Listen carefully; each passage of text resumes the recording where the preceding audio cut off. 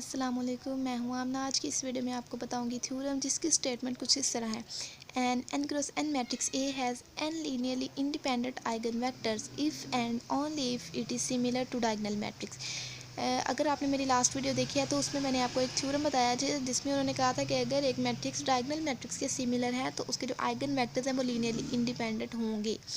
तो ये इस थ्योरम में उन्होंने कहा है कि अगर हमारे पास एक जो मैट्रिक्स ए है उसके आइगन वेक्टर्स लीनियरली इंडिपेंडेंट हैं, वो सिर्फ और सिर्फ तब होंगे अगर हमारे पास डायगोनल मैट्रिक्स के सिमिलर हैं। मतलब दोनों जो थ्योरम है वो एक दूसरे का कन्वर्स है। अब यहाँ पे हमने उसके उलट जो कंडीशन है वो प्रूव करवानी है। वो हमने कैसे करवानी है कि let the n linearly independent eigen vectors of A be the vectors. Vectors हमारे पास कौन कौन से हैं?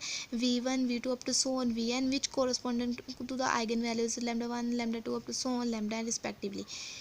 अब हमारे पास यहाँ पे जो वेक्टर्स हैं कोरस्पोंडिंग टू लैम्डास, वेक्टर्स हमारे पास v i belongs to R n हो सकता है। वे ए वी आई मतलब यहाँ पे हमारे पास according to definition of eigen vectors A v is equal to lambda v. यहाँ पे हम जनरल ले लें आई, मतलब यहाँ पे आई हमारे पास कुछ भी हो सकता है, 1 2 up to so on n तक। तो अब सबसे पहले हमने लेट करना है पी मैट्रिक्स। हमारे पास एक्चुअली में क्या होता है? नॉन सिंगुलर मैट्रिक्स होता है जिसमें हमारे पास वीज एज अ कॉलम वाइज होते हैं। वीज हमारे पास क्या होते हैं? Eigen vectors.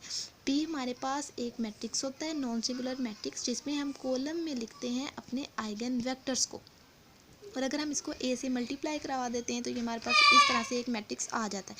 अब अकॉर्डिंग टू डेफिनेशन ये हमने जो पहले सबसे ऊपर लिखा था A v is equal to lambda v, तो यहाँ पे जहाँ पे ए वी नज़र आ रहा है वहाँ पे हम लैम्डा वी की वैल्यूज़ रिप्लेस कर देंगे।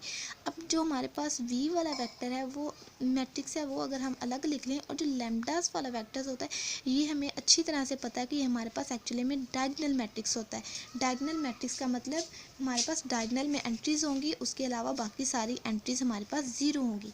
अगर हमारे पास ये डायगोनल मैट्रिक्स है तो हम इसको सिंपली इस तरह भी लिख सकते हैं A P is equal to P. ये वाला मैट्रिक्स हमारे पास पी था जो सबसे पहले हमने लेट किया था, इसकी जगह पे हम पी लिखेंगे।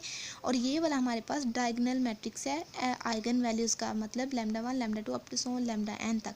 और यहाँ से ये वाला अगर हमारे पास पी को हम इक्वेशन के इधर लेफ़्ट साइड पे लेके आते हैं तो यहाँ पे सिंपल पी है, तो इधर आके हमारे पास ये पी इन्वर्स हो जाएगा। तो हम यहाँ पे लिख सकते हैं P inverse A P is equal to diagonal entries. ये देखिए यहाँ पे P inverse A P is equal to diagonal λ1 λ2 up to so on λn। और जो डायगोनल हमारे पास है उसको हम डी से शो कर सकते हैं। सिंस अगर हमारे पास P inverse A P is equal to D है तो यहाँ से हमें क्या शो हो रहा है कि A and D R similar matrices. यहाँ से हमें पता चल रहा है कि ए मैट्रिक्स डी के सिमिलर है। अगर सिमिलर है तो इनकी आइगन वैल्यूज़ भी क्या होंगी? Similar. Eigen value of D, तो डी की आइगन वैल्यूज़ को हम कैसे शो कर सकते हैं?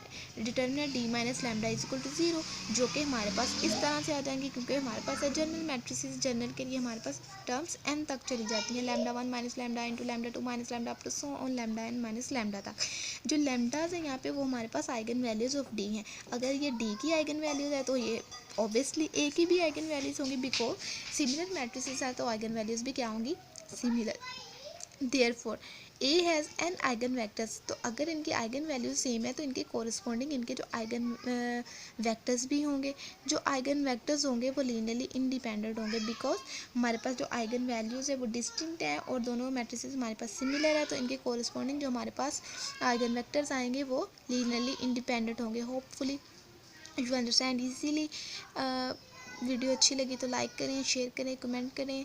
मिलते हैं नेक्स्ट वीडियो में, तब तक के लिए अपना ख्याल रखिएगा। अल्लाह हाफिज़।